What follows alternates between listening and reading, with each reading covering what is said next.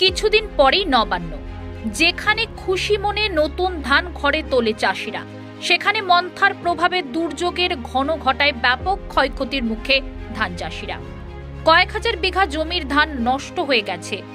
ঋণ নিয়ে ধান চাষ করে এই ক্ষয়ক্ষতির ফলে মাথায় হাত চাষিদের। রাজ্য সরকারের কাছে করজোড়ে ক্ষতিপূরণের নিবেদন। গত 48 ঘন্টায় ঘূর্ণিঝড় মন্থার প্রভাবে উত্তরবঙ্গ জুড়ে দুর্যোগের ঘন ঘটা, বৃষ্টির সঙ্গে ঝোড়ো হাওয়া। শনিবারেও কাটেনি দুর্যোগ। এই পরিস্থিতিতে কৃষি নির্ভর মালদা জেলা জুড়ে ব্যাপক ক্ষতির মুখে ধান চাষিরা।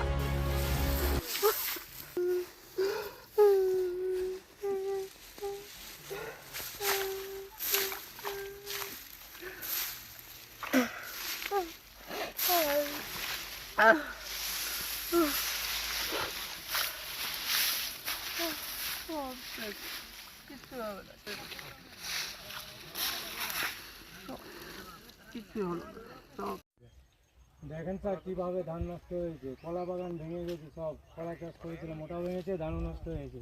ধান তো প্রায় 70% ধান নষ্ট হয়েছে, আর কলা তো বিক্রি হবে না, আনমেচিওর কলা ভেঙে পড়েছে। কী করে আমরা জীবনযাপন করবো? আমরা চাষের উপরে নির্ভর করি স্যার, অন্য কোনো বিকল্প আমাদের ব্যবস্থা নাই।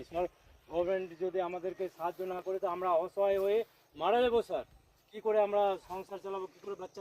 দেখেন কি হয়েছে ধানের অবস্থা, দেখেন না স্যার, দেখেন কি হয়েছে। এগুলো ধান হবে? নিজে সব চলে গেছে সব, মানে চাল হয়নি তাতে পড়ে গেল, তো চাল হবে কি করে স্যার?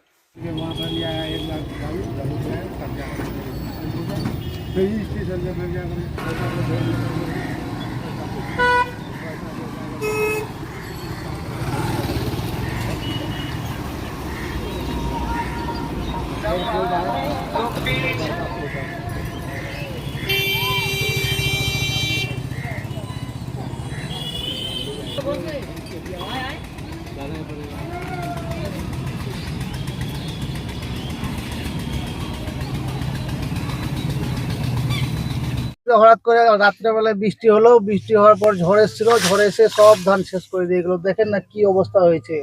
কি করা হবে? এই ধান কি হবে? এই ধান এখনো তো মানে ধান চাল ফোটেনি, এখন কি করা হবে? সমস্ত ধানটাই পুরো শেষ হয়ে গেল। 2 বিঘা 2.5 বিঘা 3 বিঘা ধান কি করে খাবো? বাচ্চাদেরকে কি করে খাওয়াবো? কি করে মানে বাচ্চা মানুষ করবো? গোটা এলাকার ধান কি? গোটা এলাকায় মানে প্রায় বেশি লোকেই ভাগী হয়েছে। যাদের ধান একটু মানে ফুটে গেছে সবারই এরকম হয়ে গেছে, কেউ বাকি নেই। কত বিঘা এইভাবে ধান ছিল আপনার এখানে? আমার তো নিজস্ব ছিল 4 বিঘা ধান, আর আরো সবাই কারো 4 বিঘা, কারো 5 বিঘা, কারো 3 বিঘা, কারো 2 বিঘা আছে। সবারই কম বেশি ক্ষতি হয়েছে, কারো ধান ভালো নেই। জলের উপরে ধানের উপরে জল থাকলে আর ধান হবে? কি করে হবে? কিছুতেই হবে না। ধান চাষ করতে গিয়ে আমাদের অনেক টাকা ঋণ হয়ে গেছে। লোন নিয়ে তারপরে ধান চাষ করেছিলাম। 4-5 বিঘা ধান করেছিলাম। ধানটা ধারের সারবালা এখনো টাকা পাবে, আরো না হালবালা টাকা হবে, সব ধার করে দাঁড়িয়ে করা হয়েছে, ঋণ নিয়ে করা হয়েছিল লোনের উপর। এবার কি করে টাকা আমরা শোধ করবো? আমরা চাইছি সরকার যেন আমাদের পাশে দাঁড়ায়। সরকার যদি আমাদের পাশে না দাঁড়ায় তাহলে আমাদের কিছু করার নেই, আমাদের আত্মহত্যা ছাড়া আর কোনো পথ নেই। আত্মহত্যা করতে হবে, কারণ আমরা তো ধানই হবে না। এই ধান কি করে হবে? জলের মধ্যে মানে ধানের উপরে জল উঠে আছে, ধান হয় নাকি? ধান হবে না, সব বরবাদ হয়ে গেল, সব শেষ। কি নাম আপনার? আমার নাম মোহাম্মদ খালেক।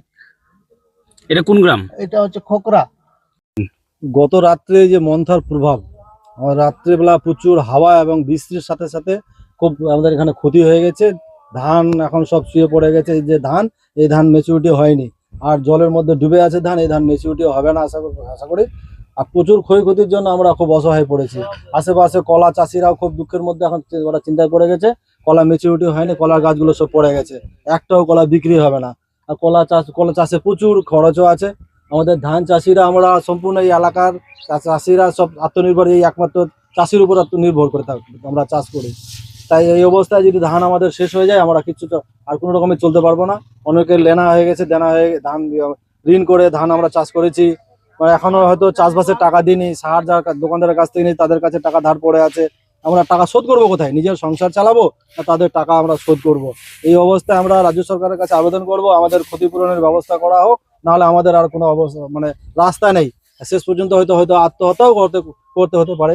তার জন্য আমরা খুব একদম জোড়ো হাত করে বলে দিয়ে রাজ্য সরকারের কাছে আবেদন করবো যেন আমাদের জন্য সরকারি সহায়তার ব্যবস্থা করা হয়। আমার এখানে 5-6 বিঘা ধান ছিল, 5-6 বিঘার মধ্যে সবকটাই পড়ে গেছে। এখনো ওয়েদার ভালো হয়নি, রাত্রেবেলা কি যে হবে বলা যায় না, যেটুকু আছে সেটুকু হয়তো শেষ হয়ে যেতে পারে। আমরা এখন সম্পূর্ণ একদম বলতে মাইনাস পয়েন্টে এসে এত দাঁড়িয়ে গেছে।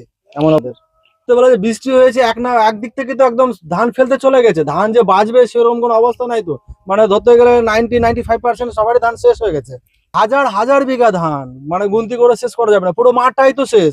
আমাদের এলাকাতে যেদিকে খবর পাচ্ছি ফোনে কথা হচ্ছে, সবাই বলছে আমারও ধান পড়ে গেছে। মানে এটা কোন এলাকা এটা? এটা হচ্ছে আপনার হরিশ্চন্দ্রপুর থানার ভিঙ্গল অঞ্চলের। আমরা এটা হচ্ছে খোকড়া মৌজা, নাজিরপুর মৌজা আমরা চাষিরা সব চাইছি সরকারের কাছে ক্ষতিপূরণের জন্য আবেদন করবো।